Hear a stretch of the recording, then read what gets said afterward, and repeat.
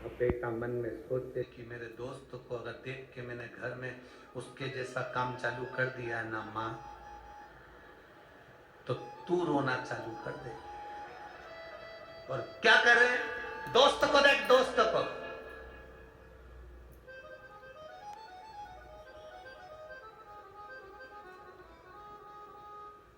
दूर के ढोल सुहावने लगते हैं, अपने में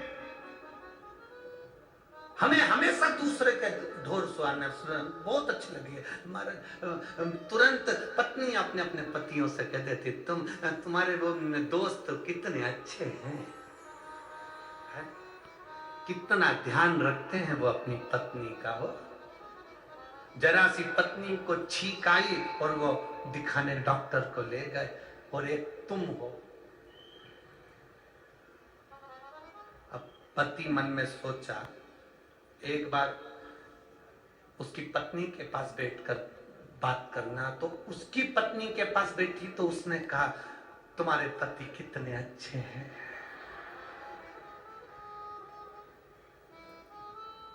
हमें लग रहा है कि वो ठीक है, अपने आप में संतुष्टि कहां है हमको। हम जो साड़ी पहने बहुत अच्छी है, हम जो कपड़े पहने बहुत अच्छे हैं, मेरे घर में जो रह रहे हैं सब अच्छे हैं, मेरी सास अच्छी, ससुर अच्छा, भाई अच्छा, बंधु अच्छा, सखा अच्छा, पत्नी अच्छी, पति अच्छे, बच्चे अच्छे, सब अच्छे। जिस नौकरी को मैं कर रहा हूं वो नौकरी भी मेरी अच्छी है। किसी के कहने पर तुमने कहा बहुत दिन हो गए इस कंपनी में करते करते, तो इसको वो क्या बोलते, स्विच कर देना, ऐसे बोलते हैं शायद। हाँ तो उसको, तो इसको छोड़ दूं, अगली में दूसरी कंपनी को। अब मालूम पड़े अच्छी ढूंढने गया था, और मालूम पड़े जो अच्छी थी उसको छोड़ दिया, दूसरी कंपनी ढूंढने चला था, मालूम पड़े इससे भी गया, और उसमें पहुंचते से झंझट चालू हो गई। अब रो रहा है कि इससे तो पहले की कंपनी अच्छी थी। ऐसे कई हैं जो कंपनी चेंज कर रहे हैं। कई लड़कियां कहती हैं मेरे को इस पति के साथ नहीं रहना, मुझे इससे तलाक लेना है, मैं इसके साथ नहीं रह सकती।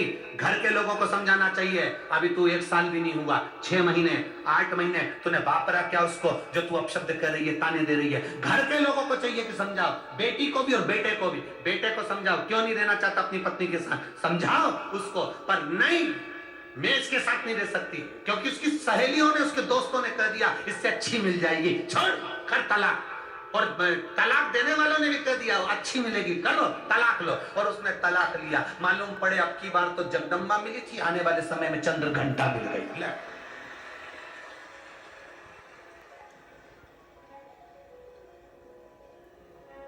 वो तो हफ्ते में 1 आध बार रूठती थी, ये तो जगत जननी जब जब तैयार। अब किससे कहे, पहली नौकरी छोड़कर आया है, दूसरी कंपनी ज्वाइन करी है। अब कंपनी ज्वाइन करी है तो फिर अब काम करो। पहली कंपनी में तो जितने घंटे काम करता था उतना ही ठीक था, अब इस कंपनी में तो लगा सुबह से रात तक। सुबह से उठता है, बच्चों को नहलाता, कंपनी का पूरा काम कर कर घर आकर सब्जी लेकर आता। फिर कोई बात की बात आ गई जो अभी हमने छिंदवाड़ा में कही थी ना, कि जिनकी कितना दुख होता होगा जिनकी शादी में दूल्हा जब स्टेज पर आता है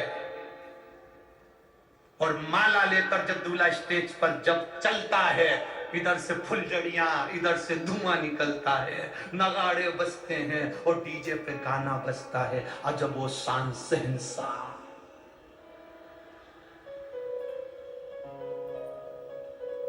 यही गाना बजता है ना, कैसा बजता है वो, अजीबो शान शहंशाह। नगाड़े बज रहे हैं, आतिशबाजी हो रही है, धुआं निकल रहा है, फुलझड़ियां जल रही है, और दूल्हा फेटा बांध के अपने दोस्तों के साथ आ रहा है और डीजे पे गाना बज रहा है, अजबो शान शहंशाह। और मालूम पड़े 6 महीने के बाद वही शान शहंशाह टाबिल लपेट के बाल्टी भर रहा है।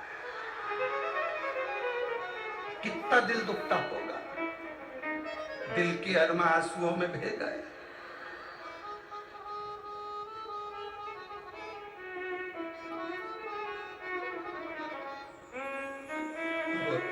करे क्या? तो इसलिए निवेदन है, जो भगवान ने दिया उसमें संतुष्ट रहो। घर में जो है उसमें संतुष्ट रहो। दूसरे का देखकर अपने घर को बिगाड़ो मत। दूसरे का घर देखकर अपना घर मत बिगाड़ना कि उनके घर में ये पर्दा है, उनके घर में ये सामान है, वो घर में ऐसे हैं, वो वैसे हैं। जरा दूर के ढोल सुहावने नजर आते हैं, हर एक को लगता है वो अच्छे हैं, वो सुखी हैं। एक बार जरा जाकर पूछो, जो 50,000 रुपए के डनलप के गद्दे पर सोते हैं, उनको भी नींद की गोली खाकर सोना पड़ता है। जरा पूछो तो सही।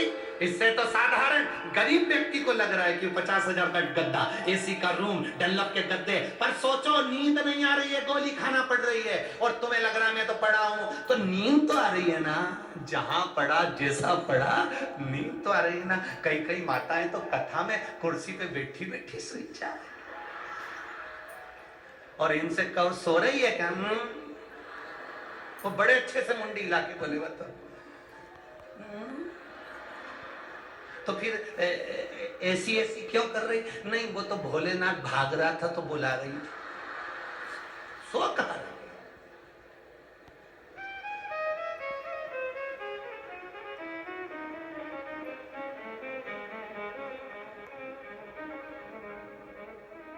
अपने स्थान पर बैठकर भगवान देवाधिदेव महादेव से आज कथा का विराम दिवस है। दिल से बाबा से प्रार्थना करिए, भगवान देवाधिदेव महादेव आपके हृदय की बात को श्रवण करें, भाव के साथ में।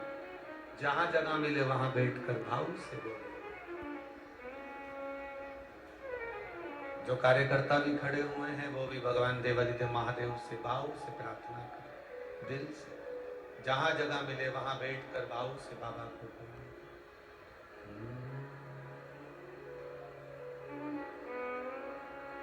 श्री शिवाय नमस्तु, श्री शिवाय नमस्तु, श्री शिवाय नमस्तु, श्री शिवाय नमस्तु, श्री शिवाय नमस्तु। भोला सब दुख काटो, ओ भोला सब दुख काटो।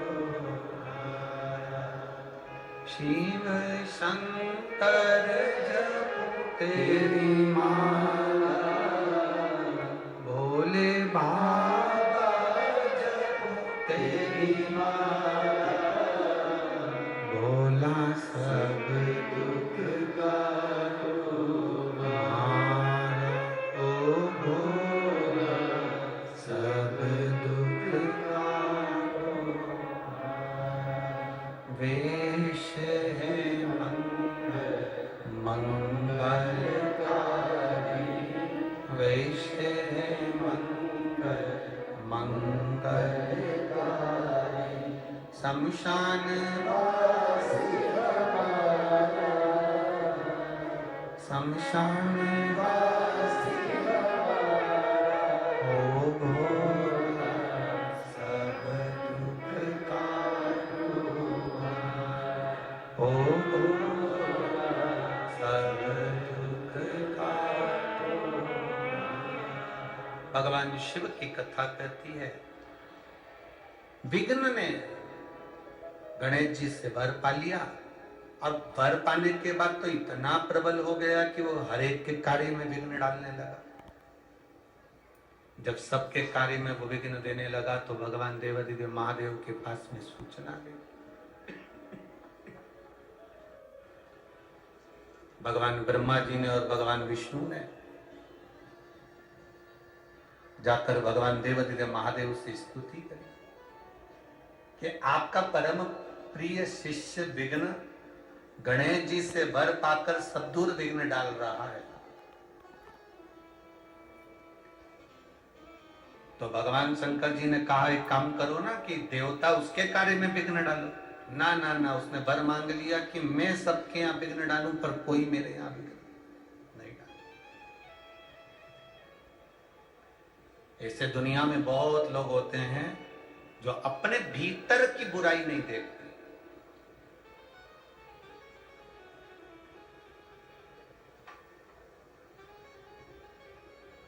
अपने भीतर का ऐब नहीं देखते।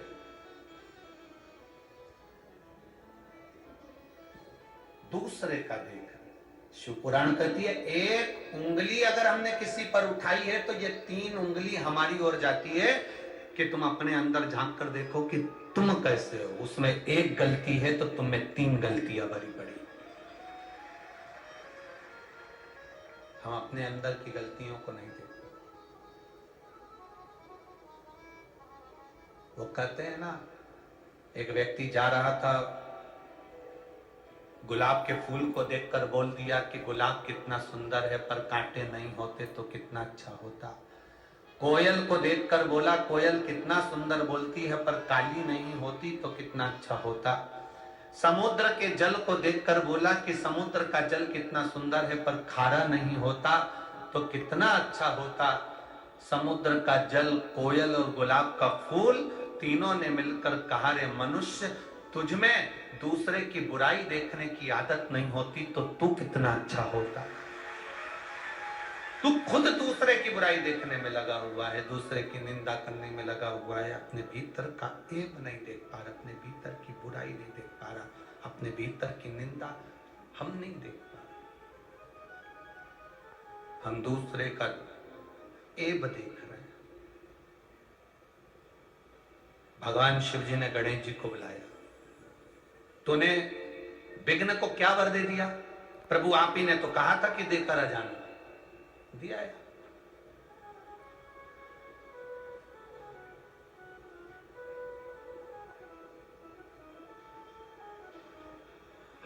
आप ही ने तो कहा था कि देकर आओ, तुम्हें दिया है।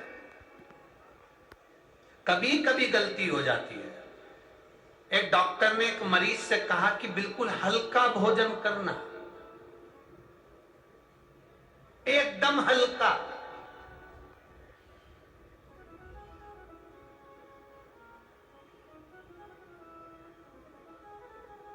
अब उसने सोचा है सबसे हल्का भोजन क्या हो सकता है, सबसे हल्का भोजन क्या हो सकता है। तो विचार में पड़ा,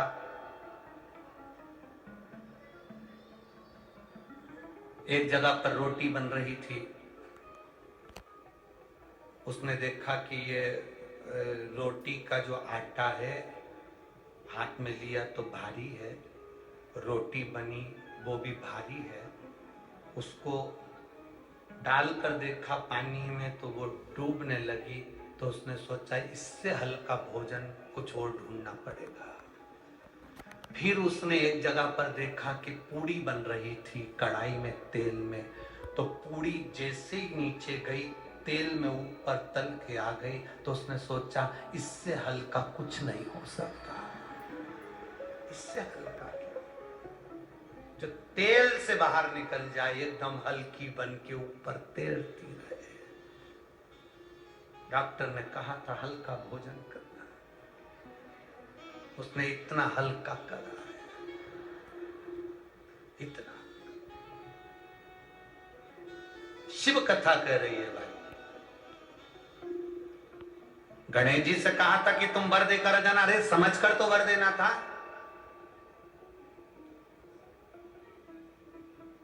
ज्यादा खुश होकर प्रसन्नता में कभी कोई वर मत दो। पतियों से निवेदन, कभी प्रसन्नता में वर मत दो, खुश होकर। आज तेरा बर्थडे है, मेरा मन कर रहा है जो तू मांगेगी मैं दे दूंगा। वो भी समझदार थी, उसने कह दिया तलाक। समझदार थी, उसने कहा। कभी खुश होकर मत बोलो कि आज मैं बड़ा खुश हूं, तू जो मांगेगी मैं दे दूंगा, तू जो मांगेगी मैं दे दूंगा ना।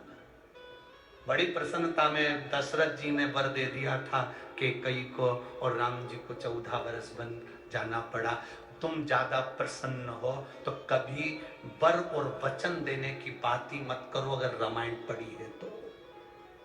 पत्नी भी कितनी खुश हो तो भी मत बोलना कि मैं बहुत खुश हूं, तुम जो मांगोगे दे दूंगा। बिल्कुल नहीं, कभी मत। गणेश जी